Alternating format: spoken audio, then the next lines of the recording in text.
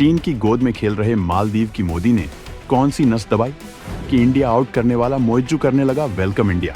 भारत की सेना के जवानों को भगाने वाले मोइज्जू की अचानक वो कौन सी चाबी भरी गई कि भारत को सौंप डाले 28 आइलैंड। दोस्तों, हाल में ही भारत के पड़ोसी देश बांग्लादेश में ऐसा भयंकर तख्तापलट किया गया है कि दुनिया इसे भारत के लिए झटका मानकर टाल रही थी। पाकिस्तान के साथ अमेरिका ने यहां ऐसा कांड किया कि बांग्लादेश में भारत के पक्ष के इंस्टीट्यूशंस और लोगों को बर्बाद कर दिया गया है। शेख हसीना को घंटे भर से भी कम वक्त में बांग्लादेश छोड़कर भारत आना पड़ा।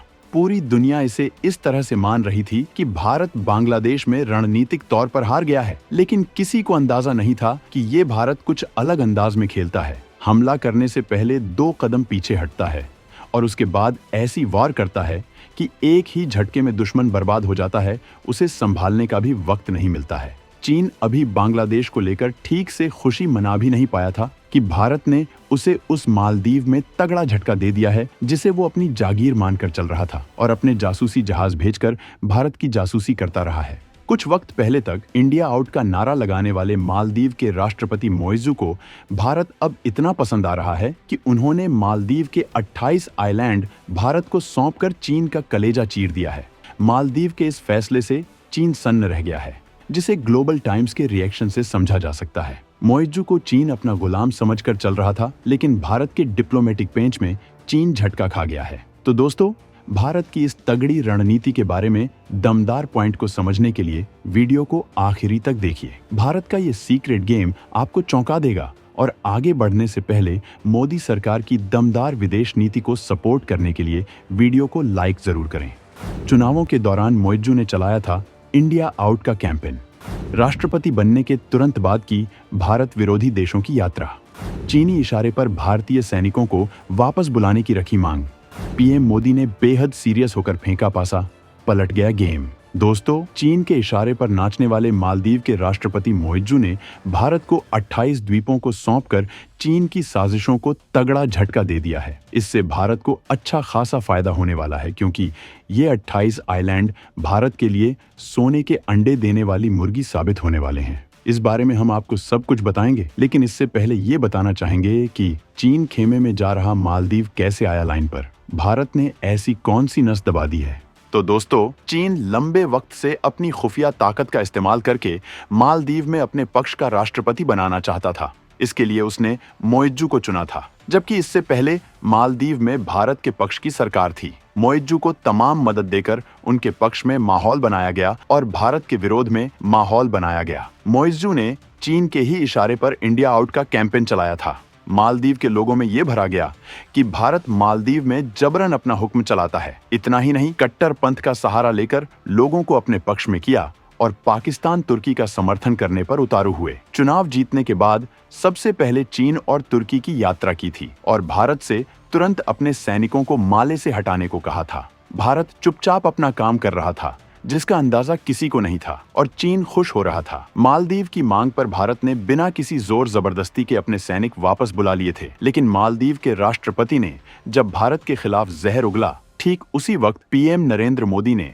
मालदीव से सटे भारत के लक्षद्वीप से कुछ तस्वीरें शेयर की, जिनसे मालदीव में बवाल मच गया। मालदीव की इकोनॉमी इस एक पोस्ट से भरभरा कर गिर गई। दरअसल मालदीव के समुद्री तट अपनी सुंदरता के लिए पूरी दुनिया में बहुत फेमस है। ये मालदीव की कमाई का सबसे बड़ा जरिया है। 2018 में भारत मालदीव के लिए पर्यटकों के मामले में 5वां सबसे बड़ा देश था। 2019 में भारत दूसरे स्थान पर पहुंच गया। भारत से कुल 1,66,030 पर्यटक मालदीव पहुंचे।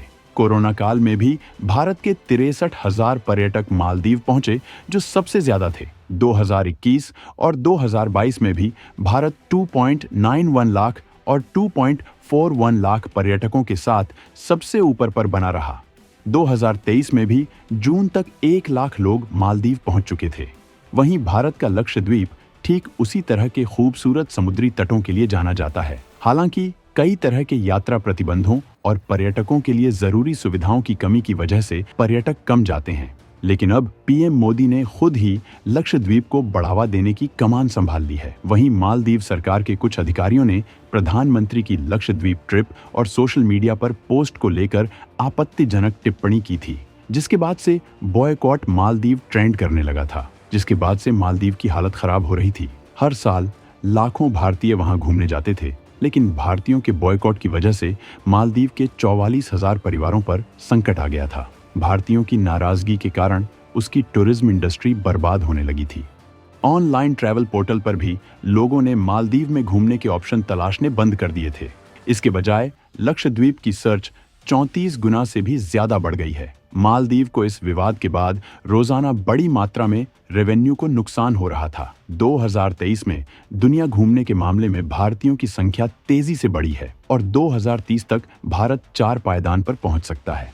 बीते साल सिर्फ मालदीव में भारतीयों ने $38 करोड़, करीब 3,152 करोड़ रुपए खर्च किए।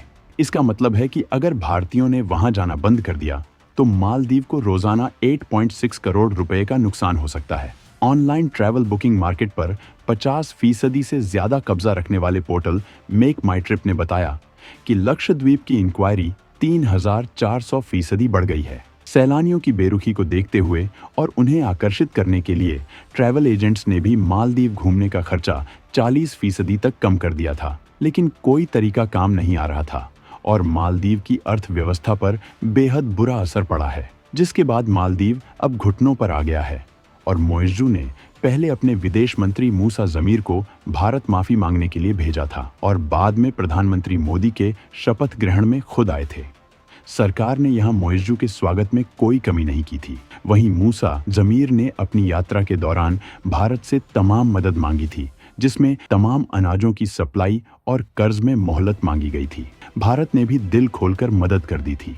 इन्हीं नीतियों का नतीजा ये निकला है कि मालदीव अब लाइन पर आ गया है और भारत को अपने 28 आइलैंड सौंपे हैं। 28 आइलैंड में भारत पानी सप्लाई और सीवर का संभालेगा मैनेजमेंट। रणनीतिक तौर पर चीन के ऊपर भारत को मिलेगी बहुत बड़ी ताकत। दोस्तों, मालदीव ने 28 द्वीपों की व्यवस्था को भारत को सौंपने का फैसला लिया है। इन 28 द्वीपों पर अब पानी सप्लाई और सीवर से जुड़ी परियोजनाओं पर काम करने और इसकी देखरेख की जिम्मेदारी भारत सरकार की होगी। मालदीव के राष्ट्रपति मोहम्मद मुइज़्ज़ू ने खुद इसका ऐलान किया है। उन्होंने सोशल मीडिया पर एक पोस्ट किया। उन्होंने लिखा, मालदीव के 28 द्वीपों में पानी और नाले से जुड़ी परियोजनाओं को आधिकारिक तौर पर सौंपे जाने के मौके पर डॉक्टर एस जयशंकर से मिलकर खुशी हुई।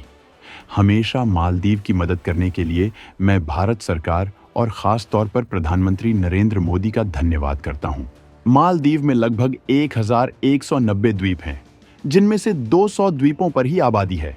150 द्वीप ऐसे हैं जिन्हें पर्यटन के लिए विकसित किया गया है। अब स्थिति ये होने वाली है कि 200 में से 28 द्वीपों की व्यवस्था भारत के हाथ में आ जाएगी। ये नया समझौता भारत विरोधियों को चुभ सकता है। आपके मन में सवाल हो सकता है कि सिर्फ पानी और सीवर की साफ सफाई के लिए मुइज़्ज़ू ने 28 द्वीपों की व्यवस्था भारत को क्यों सौंप दी? तो दोस्तों, दरअसल मालदीव में होटलों और रिसोर्ट्स के लिए कूड़ा फेंकने के सख्त नियम हैं। होटलों और रिसोर्ट्स के लिए कचरे को अलग अलग करना कंपलसरी है। ठोस कचरे को थिलाफुशी द्वीप पर भेजा जाता है, यहाँ उसे गलाया जाता है। होटलों और रिसोर्ट्स को ये सुनिश्चित करना होता है कि उनका कचरा सही तरीके से पैक और लेबल किया गया हो, ताकि वो सुरक्षित रूप से थिलाफुशी पहुंचाया जा सके। ये द्वीप माले से करीब 7 किलोमीटर दूर है। 1990 के दशक में कचरा फेंकने के लिए इसे एक लैंडफिल के रूप में विकसित किया गया था, जिसके बाद से मालदीव के दूसरे द्वीपों से कचरा इकट्ठा करके थिलाफुशी में फेंका जाता है। कूड़े के मैनेजमेंट के लिए भारत मालदीव को टेक्नोलॉजी और वित्तीय मदद देता है। वहीं मालदीव हिंद महासागर क्षेत्र में भारत का एक बड़ा भागीदार है। यह भारत के पड़ोसी प्रथम नीति के केंद्र में रहा है। मालदीव भारत के सबसे बड़े व्यापारिक साझेदारों में से एक है। मालदीव का पर्यटन भारत के सहारे ही चलता है। भारत और मालदीव के रिश्तों में इसी वजह से चीन खटास पैदा करना चाहता है। जब विदेश मंत्री एस जयशंकर 3 दिनों की मालदीव यात्रा पर गए थे, तो चीन की इस पर पैनी नजर थी। चीन के सरकारी अखबार ग्लोबल टाइम्स ने लिखा कि चीन मालदीव के साथ बहुत खास संबंध या सहयोग की इच्छा नहीं रखता है, जबकि भारत इस इलाके में अपने प्रभुत्व के लिए चीन को एक डर के तौर पर पेश करता है। लेकिन चीन के सरकारी अखबार का एस जयशंकर की यात्रा पर नजर रखना ये दिखाता है कि चीन इससे कितना छटपटा रहा है, लेकिन वो भारत और मालदीव के रिश्ते खराब करने में नाकाम है। इसके बदलाव के पीछे बड़ी वजह यह भी है कि राष्ट्रपति मुइज्जू को चीन से जितनी मदद की उम्मीद थी उतनी मिल नहीं पा रही है और भारत को इस बात की पूरी खबर थी। चीन मदद दे नहीं रहा था और भारत ने मदद के दरवाजे खोल रखे थे। इसके अलावा भारत मालदीव को यह भी बताता रहा कि अगर हम तुम्हारा साथ छोड़ देंगे तो तुम बर्बाद हो जाओगे और भारत ने मालदीव के 28 द्वीपों को 923 करोड़ में हासिल करने जा रहा है। तो दोस्तों, भारत की इस तगड़ी रणनीति पर आपका क्या कहना है? कमेंट में जरूर बताएं।